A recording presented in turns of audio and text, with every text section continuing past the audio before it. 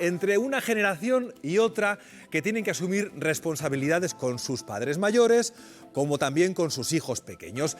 El retraso en la maternidad, el aumento de la esperanza de vida han terminado en esta doble labor de cuidados, una situación que afecta sobre todo, además Adela, a las mujeres. Sí, que somos quienes nos sigue tocando cargar con el grueso de los cuidados. Es el caso de Tania. Muy buenos días y feliz año. Una mujer cargada de esos dobles cuidados, porque en el 2014 tu vida cambia y mucho. ¿Por qué? Cuéntanos. Hola, bueno, muy buenos días y feliz año. Efectivamente, mi realidad, que no deja de ser algo excepcional, sino que, como bien estabais comentando, es algo que se está dando cada vez más, hace coincidir en 2014 el nacimiento de mi hija pequeña con un diagnóstico de Alzheimer de inicio precoz de mi madre, que en ese momento tenía solo 54, 55 años. Y eso te hace que, además de criar, tengas que atender bueno, en este caso mi hermano y yo. De hecho, los primeros años de la enfermedad fue mi hermano el que estuvo mucho más pendiente, porque además era el que estaba con ella allí en Madrid, porque yo estoy en Málaga, y al final es un reto por mi lado como generación sándwich, por tener que criar y cuidar a mi madre al mismo tiempo, pero no se me olvida, por ejemplo, y lo tengo también en casa, el caso de mi hermano, que tuvo que retrasar a lo mejor el momento de independizarse para poder también atender. Entonces, no son casos aislados y es una realidad que, por desgracia, es muy habitual, pero que no estamos sabiendo mirar, la de los cuidados a lo largo de la vida. Claro, Tania, porque tú estás hablando de los cuidados de tu madre con Alzheimer, de tus hijos y luego tu jornada laboral. Estamos hablando de 3 trabajos.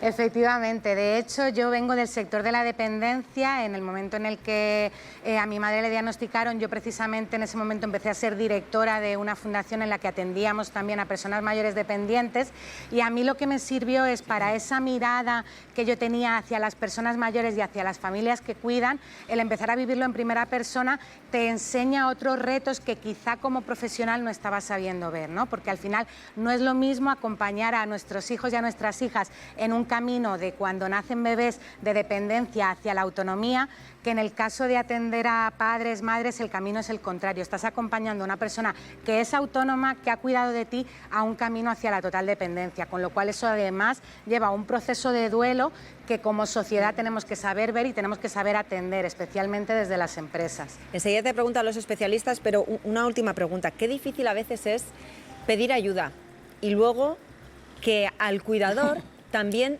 se le ayude, se le cuide, porque si no cuidas al cuidador, la persona a la que atiendes, pues Total. tampoco lo haces bien, ¿verdad? Eso es complicado. ¿Tú lo hiciste? Esto es fundamental, y para mí uno de los principales retos fue precisamente el de aprender a pedir ayuda. Pero además es que tenemos que entender que esto no es una responsabilidad individual de las personas que tenemos una situación de cuidados por arriba y por abajo. Esto es una responsabilidad social que tenemos que atender, porque todas las personas somos responsables precisamente por esto, porque los cuidados nos acompañan a lo largo de la vida, y en este momento, y yo siempre hablo con mujeres cuidadoras y con personas adultas, les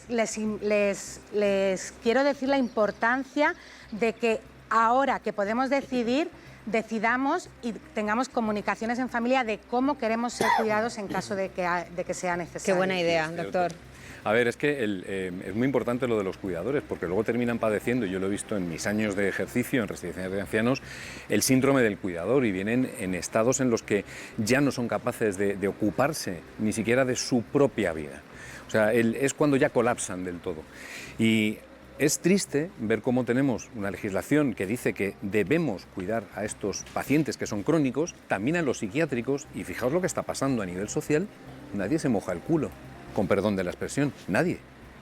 El artículo 20 de la Ley General de Sanidad dice que ya no había hospitales psiquiátricos de larga estancia y que tendría que ser la sociedad la que se ocupase mediante diferentes conceptos como centros de día, vigilancia de estos pacientes de forma activa, también de los geriátricos, y no ocurre.